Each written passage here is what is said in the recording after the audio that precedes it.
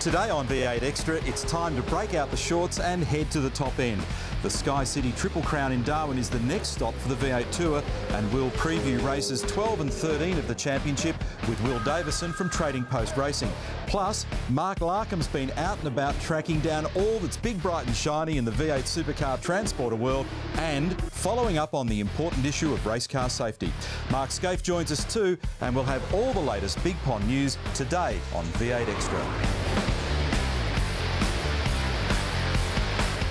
Hi everybody, welcome once again to V8 Extra. Great to have your company today. Yes, next weekend the V8 Supercar circus resumes. We're off to the top end for races 12 and 13 of the championship. Looking forward to it because it's the Sky City Triple Crown up to Darwin. Scaife, nice to have you on the program again. It's reptiles and shorts, not necessarily in that order. Reptiles and shorts, you lunatic. I'm actually genuinely looking forward to it because it's always good race meeting up there, isn't it? Well, yeah. You love it. You go up early and you hang around for a week and you do all your stuff. But for the racing itself, we've always had some ripping races there. I try really hard to catch fish up there. It never happens, but I've tried to drag him out there. That never happens either. Exactly. Now, look, let's talk motor racing because as we head into our next event, Jamie Whincup, as you can now see on screen, has a very nice little margin of 262 points. And Scaife, as you look down the order here, the question is, can he keep it rolling? Is Jason Bright going to continue that great form? And when you look at those numbers there, he's not terribly far behind, but I have to say, looking at his recent results, Jamie Whincup up at Darwin, he's going to be hard to climb over. He will be hard to beat, there's no doubt. I mean, he's been so strong so far. He's been consistent. We've spoken about it a couple of weeks ago, coming out of Winton, the sort of circuits that we've been to and the way that he's been able to drag a result out. The big thing about going to Darwin, it's much more power sensitive as a circuit and it's much more brake sensitive. So in terms of the way the guys tune the cars, it is a lot different to Winton. Now, time to welcome our special guest to V8 Extra today from Trading Post Racing. He's off to a great start in the championship. He was one of the big talking points in the early part of the year.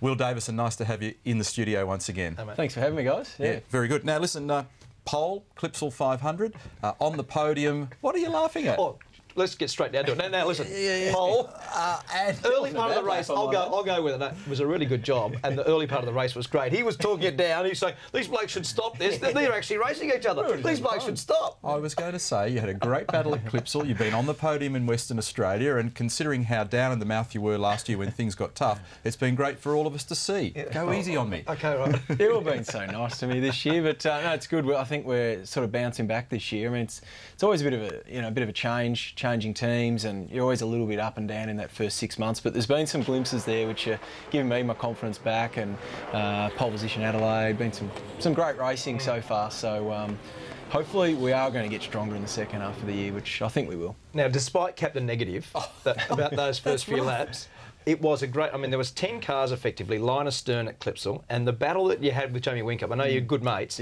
but that was a great battle, wasn't it? It was. I mean, it was really high quality racing. It was actually, and I won't lie, it was crazy. Like, I heard you guys in the commentary box afterwards saying when you raced there in the wet once with the white lines, and that it's pretty mad. And I've driven a lot of things around wet tracks, but that was insane. Like that first lap, I'm out in the lead, and I was just hanging on. Like there were all these lines there that I never knew existed, and I was having moments in fifth gear, and it was heart in the mouth stuff. And then we had some great racing. There was a lot of respect there, which it was a lot of fun actually. It was fantastic. I mean, it was an awesome display between both of you. You both gave each other space. I'm not going to lie, I was sweating up hard. I thought these blokes, it's a 250k race, and if they make it to the 20k mark, it's going to be a dead set miracle. But we did appreciate watching it. It was very enjoyable. I was just in control. With that 1% grip in the car. But the other thing that I was going to say is that in general terms, you look a lot happier this year. You've had a couple of little issues in terms of your health and your legs and your back and all that, getting the seating position right. But generally, you've sort of settled into a much better year this year. It's a little bit like the Will we saw in 2009. Yeah, I'm just trying to get back to where I was, and naturally after a year like last year, it takes its toll on you, and you get a bit down in the dumps. So it's a fresh start this year, and yeah, I feel pretty happy at FPR actually, and yeah, I mean a lot of the little things like settling into a new team always take a bit of time. As you said, I've had a few dramas with my back and my leg going to sleep, but got all that under control now, and we do have some issues on the soft tyres, which is frustrating.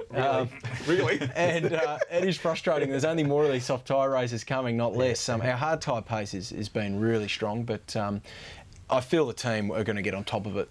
Well, it's mixed tyres when we go to Darwin next time out. But coming up very shortly, there are a couple of competitions in V8 Supercar. One's on the track, the other one's in the pit paddock in terms of transporters, so Larko's going to have a look at that for us. But we love this little battle at the Clipsal 500 so much between Will and Jamie Whincup. We thought we'd go to the break and show you some more. Here's a move down the inside for Jamie. Turn 4. Davison argues as they make their way side by side through 5. This is a really good battle. Will makes it stick this time around. He's going to swap spots again. Well, you know what? I'm uncomfortable about this dice at the moment. You're getting sweaty hands, aren't you? Yeah, because one of them's going to end up paying a price.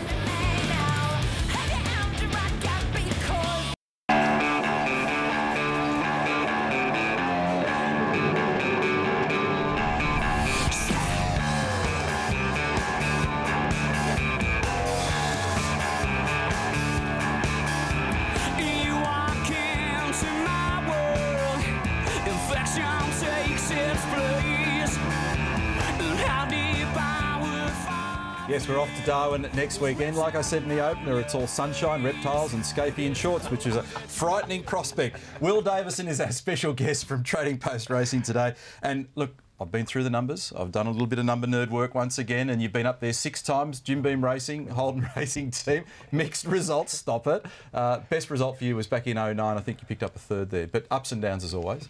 Yeah, haven't quite had the results I would have liked there. We had one podium in 09 and always loved the event though. I remember, it is great. It's a tricky little place to get the car set up because it's pretty hot and slippery, but it's a really fun track when you get the car nice and balanced. It's weird, isn't it? Because you go from the coldest place at Winton to the hottest place, the soft tyre, hard tyre, and the whole scenario is a lot different. But and the style of circuit, I said earlier about how the braking and engine power make a big difference there, don't they? It really does, and it's the sort of track you know straight away whether your car's good or not, whether it's gripped up or not very early. And like I said, it's one of those tracks. I tell you get to like 15 to go, and that's one of the ones where you're just like huffing and puffing like nowhere because it's hot and it's hard work. Hey, what about 2007? Oh, yeah, Will. this is great. Will fires over the little rise, fires down the inside of the field.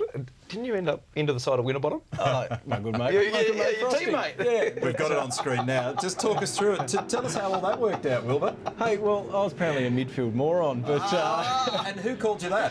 good old Tim, of course. Tim Edwards, Who is now your... team manager. I love So Tim. let's just get that sorted. He backs his drivers, 100%. So runs into his current teammate. The midfield moron. Midfield moron. I qualified 4th in the DJR. Got my best qualifying ever at that That's point. actually a good job.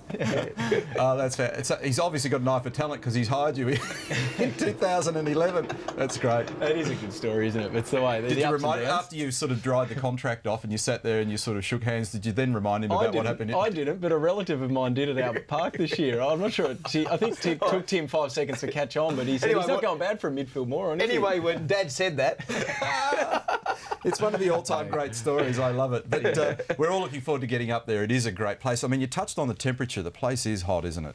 It's warm, and after Winton, like you said, which was just freezing cold, trying to do everything to get tyre temperature. All we're trying to do now is probably do a slow out lap so the tyres last one lap.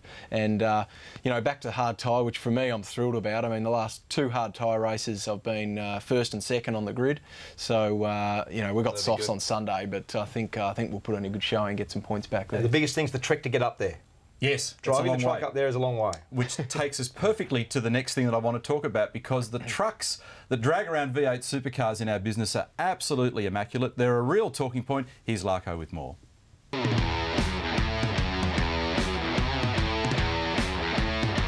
Now, whilst you might hear all that circuit activity going on behind me, let me tell you there's another show going on at every V8 Supercar event. And I tell you, I call it a truck show. Now, there's about 25 transporters that are down here in the pit lane, including the race transporters and the merchandise transporters, and there is a lot of money tied up here. This is, without doubt, the slickest fleet of transporters anywhere in the country. I mean, here we've got a typical layout. Kelly Racing, we've got a B trailer that's worth about $300,000. It's coupled to an A trailer, they're worth about $150,000. And then up the front you've got beautiful prime movers connecting and pulling these things around. Now, across all those prime movers, I reckon there's probably about 15,000 horsepower right here in the pit lane. These things are about 500 grand, so work it out. There's about $1 million in each truck. All the big manufacturers involved, because you kind of got to be. You've got to be seen to be doing this. MAN, Freightliner, Volvo, Kenworth, Mack, Western Star, UD, they're all here. But what I'm really keen to do is go and catch up with a few of the guys that are lucky enough to drive these things down the road. Hey Ian, got to ask you, mate, I mean, it's a great job you've got. How many miles do you do a year? We don't do a lot compared to, say, normal truck drivers do it as a full-time job, but we basically probably do 40, 50,000 a year, which is not a real lot. How long have you been doing this now, mate? Oh, it goes back a bit now. I first went to Bathurst in 1970, so yeah, been a while. Obviously you don't just drive the truck. What are the other sorts of things that you have to do as you roll within the team? I basically look after the truck, spare-wise, you know, what components we have in the truck, and obviously getting everything to and from the events, but also race tyres and things like that. So it's quite a busy life, keeps you on your toes. And what's your brand of truck, mate? Mac. So what I want to do is take you inside a couple of the trailers. This is Gary Rogers Motorsports B trailer. So this is the back trailer. Now, as you can see in here are the car ramps. So 2 cars fit in here. And then in the toolbox is obviously a lot of tools. In fact, there will be nearly a full race car of spare parts in here. Now, if you're ever lucky enough to get a gig to drive one of these things, not only do you have to be able to do that responsibly, you've got to be able to do some work on the V8 Supercar, but the thing you've got to be best at is polishing chrome. You know, this HRT truck, I just stepped it out, it's got 75 square metres of polished chrome on it. Just have a look at the front of this thing. Look at this, it's about 6 inches off the ground.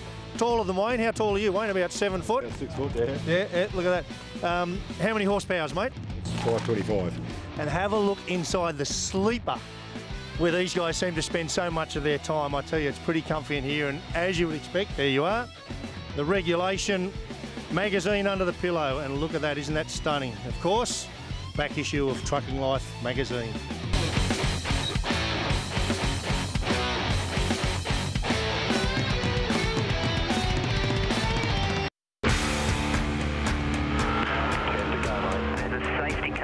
Here's the reason why. It's a Holden flag. There may be some story in that. Look at this. Tander having a crack round the outside. Who's understeered wide and blood. Tander leads the race. Tander gets his 5th race win of the year. There's another amazing moment up in Darwin. 2008, a Holden fan, might have been him, chucks a flag over on the track. Stephen Richards muffs the restart. Garth Tander goes on to win. Pretty wild stuff. We've seen some weird stuff up there, haven't we? It's very strange. Yeah, Richo would have been bleeding from that when he led the whole way and that happens. You know, and there's never a column that explains that next to your personal results. Oh, well, what happened was there was this flag, you see. You nearly understand all this, please. It's a weird place like that. I mean, we've seen some funny things happen up there from time to time. But we've got a really interesting story, guys, because clearly safety is a very important issue for everybody at the moment, isn't it? Oh, absolutely. After the Carl Ronder thing, I mean, it's probably at the top of our hit list, isn't it? Yeah, so as a result of that, we've sent Larko out on the road once again to follow through on some of the amazing stuff that's going on behind the scenes to make our cars safer. Let me tell you, I'm passionate about motorsport safety. In fact, I sit on a board of AIMS, which is the Australian Institute of Motorsport Safety. And recently they teamed up with the FIA Institute, which is the world governing body, to send a V8 Supercar to the other side of the world, to Frankfurt, to run it down a runway to have a look at some issues regarding side intrusion. Now, the car they sent was the Paul Wheel car that was crashed at Bathurst in 08, kindly rebuilt by Paul, well done. And what they were looking at is some side intrusion stuff, which is really cars coming into the driver's door and driver protection. Now, there's been some great innovations in current years. If you look here in a modern car, apart from all this nice chromoly bar work, gusseting, some of them run a nice carbon energy absorbing panel through here. The big one for me is the seat now sits about 200 or 300 mil inboard. Look at this gap here for protection. Your steering wheel's over, your pedal's over. But I want you to have a look at this vision. This is outstanding stuff and shows the lengths that they will go to get this sort of research information.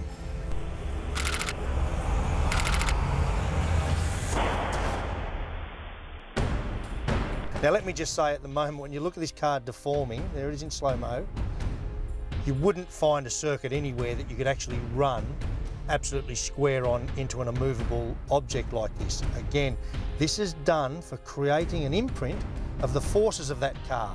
So the chassis rails, the engine, all of that stuff has left an imprint on that wall. And if you have a look in this next shot, you might even be able to see the wall. It's actually made up of 100 by 100 millimetre load cells. So as the car goes into it, there it is, they actually get data from that to create the information they need. Now, what they'll do from this test is they'll actually go and build a little trolley, and that trolley will replicate the forces that that car has put into the wall so then they can use that trolley for further research without having to use cars. And look at this, they actually have a glass floor underneath the car so they can see what's happening with the gearbox, the engine. Now as we get the up close shot from underneath the car, you can see the different components of the car. Look at that, very specifically leaving a print and that important data on different parts of the wall.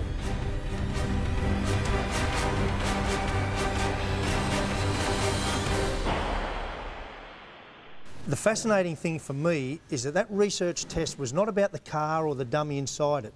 It was purely about leaving that fingerprint of forces on that wall so further research can be done, all in the name of motorsport safety. Gotta love it. The only thing we were missing, Croppo, was Buffett being part of it. I'd love to see Larko as a crash test dummy, wouldn't you? He's the right spanner for the job, isn't he, to send him off on that. OK, it's time now to bring everybody up to speed with all the latest news, Matty. And can you also plug in some of the recent testing times from all the gang in Queensland? Sure can, Crompo. It was more about who was driving at QR instead of the timesheets. Rally ace Chris Atkinson had a guest drive with Super Cheap Auto, turning just a handful of laps. Scafie, of course, was there along with Team Vodafone's other Enduro driver, Andrew Thompson. The Victorian teams hit Winton for testing on Monday, where Mark Winterbottom jumped behind the wheel of Tony D'Alberto's Ford to try and unlock some speed there in car 3. Now remember, time is running out to get behind bidforjace.com. A Red Bull F1 wishbone, the standout item. It's signed by a stack of F1 drivers, including Sebastian Vettel, Mark Webber and Michael Schumacher. Bids close on June 27, so please support our good mate Jace Richards. That is Big Pond Sport News Extra. Go, mate, go, go, go. Keep your head down, Michael. Just keep this nice and straight. Michael Caruso is now a V8 Supercar race winner. There's someone I really have to thank, and that's Gary Rogers. I mean, he gave me a shot when no one else wanted to. So to Gary, thank you, mate. This one's for you.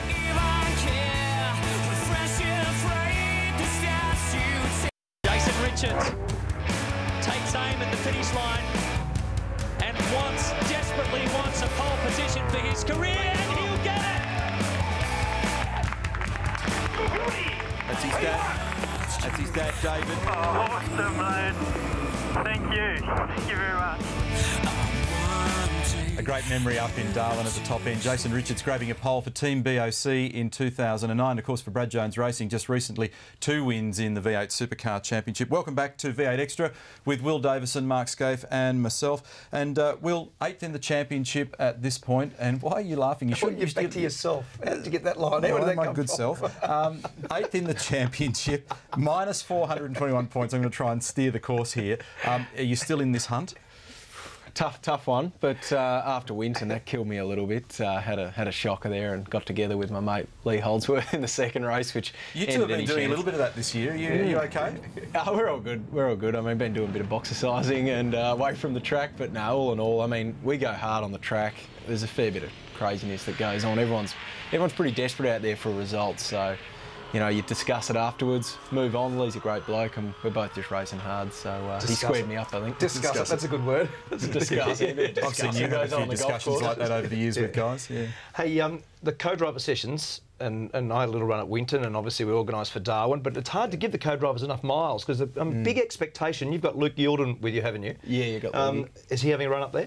Yeah, he'll be back up at Darwin. So he ran at Winton, and I think he was about the only bloke that ran around on hard tyres. So he felt a bit down on himself being 26th or something. But I said, don't worry, you guys aren't racing on softs. So we'll get him in whenever he can just to get comfortable and make sure he's at one with car 6 and the crew. It was a tough deal for you up there last year. I think the car jammed in gear or something, wasn't it? Wasn't there early on the Saturday, straight away? Yeah, I had the best 5 seconds of my life in race 1, so I got a Neil's made a career out of that. great launch off the line, and then the gear stick was pretty much in my hand when I pulled second gear, so that was just the story of my 2010. And have you got all the usual crazy promo stuff going on up there? Because every time we go up there, folks, in the week leading up, it's a relatively small place, Darwin, but it's a beautiful place. But you turn the corner, and here's V8 Supercar drivers wrangling crocs, playing with snakes, doing all sorts of. What are you doing? Yeah, we do some fun stuff up there. Actually, I remember a couple of years ago, Stevie Johnson feeding a Rory the Lion, Mark Scaife doll to a croc, which was a bit of a laugh. But on I've got one of those at home. I keep jabbing pins into it all the time, which is a totally different But thing. I always stay on for a few days, and staying on after the race with my bro and Timmy Lay, and I think even Wincup, we're going to go fishing for a couple of days. You ever caught anything up there other than going to the fish and chip shop? I haven't caught much up there in terms of fish anyway. Either of you don't Neither make have out I. like you have. Oh, yes, I'm a seasoned angler. Let me have a real quick one. Who's your championship highlight and low light? Who hasn't performed well enough, and who do you reckon's going to win it? It's a tough call, but I mean, obviously, Wincup's just on a roll at the moment. Yeah, it's so going second onwards, obviously, I'm in contention for that. No doubt, if we hit our form, we can get up there. And obviously, JC's having a bit of a tough time, but you know, he'll bounce back. He'll have some strong results, but he hasn't done much yet. JC's James Courtney for your. Oh, thanks, Mark. I'm glad you're able to help me with all of that information there. Our next, this is getting punishing. Our next V8 Supercar event is next weekend, so mark it in your diaries. It's the Sky City Triple Crown at races 12 and 13 of the Championship, June 17, 18 and 19. I'm going to catch up with you later. Our next V8 Extra is an audience show. That's Saturday midday, June 25. We're looking forward to that. Boys, thank you very much. Well, thank you, Will. I'm not sure about thanking Thanks, you mate. today, Mark Scaife. Thanks for having me, guys. And we'll look forward to your company again very soon. Bye for now.